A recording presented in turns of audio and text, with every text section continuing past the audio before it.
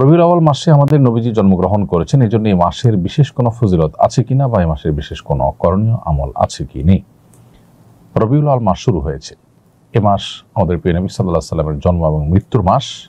বিশুদ্ধ মত অনুযায়ী এই মাসেই তিনি জন্মগ্রহণ করেছেন এবং এই মাসেই তার মৃত্যু হয়েছে।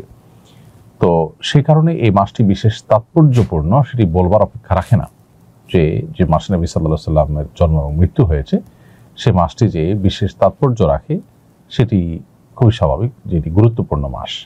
কিন্তু এর বিশেষ কোনো ফজিলত, পৃথক অন্য মাসের থেকে এর আলাদা কোনো মর্যাদা এবং এই মাস উপলক্ষে বিশেষ কোনো করণীয় আমলের কথা কোরআন অথবা সুন্নাহ আমাদেরকে কোনোভাবেই নির্দেশ করেনি। অতএব নবী সাল্লাল্লাহু আলাইহি সাল্লামের জন্ম মাস বা তার ওফাতের মাস হিসেবে এই মাসটি আমাদেরকে হয়তো নবী সাল্লাল্লাহু আলাইহি সাল্লামের কথা স্মরণ করিয়ে দেয়, তার দুনিয়াতে আগমনের কথা, তার ওফাতের কথা আমাদেরকে স্মরণ করিয়ে দেয়। কিন্তু তাই বলে এই মাস উপলক্ষে আমাদের কোনো করণীয় নির্ধারণ কোরআন হাদিস আমাদের জন্য করেনি। সেই জায়গা থেকে আমাদের এই মাসকে কেন্দ্র করে নিজেরা কোনো আমল বানিয়ে নিলে সেটি বরং বিদআতে পর্যবসিত হতে পারে, সেদিকটা আমাদের খেয়াল রাখতে হবে। রবিউল আউয়াল মাস উপলক্ষে বাইতুল মুকাররমে প্রতি বছর ইসলামী বইমেলা অনুষ্ঠিত হয়। নবীজির জন্ম মাস উপলক্ষে এ ধরনের আয়োজন এর শরীয়ী বিধান কি?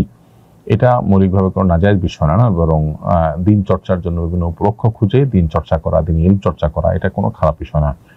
রবিউল আউয়াল উপলক্ষে কোনো ইবাদত উদ্ভাবন করা না জায়েজ। বইমেলা এটা কোনো ইবাদত নয় যে এটাকে উদ্ভাবন করা হলো বা এটাকে আপনার পালন করা হলো, যেটা ইবাদত এর নামে করার কারণে সেটি বেদাতে পরিগণিত হবে, এরকম বিষয় নয়। বড়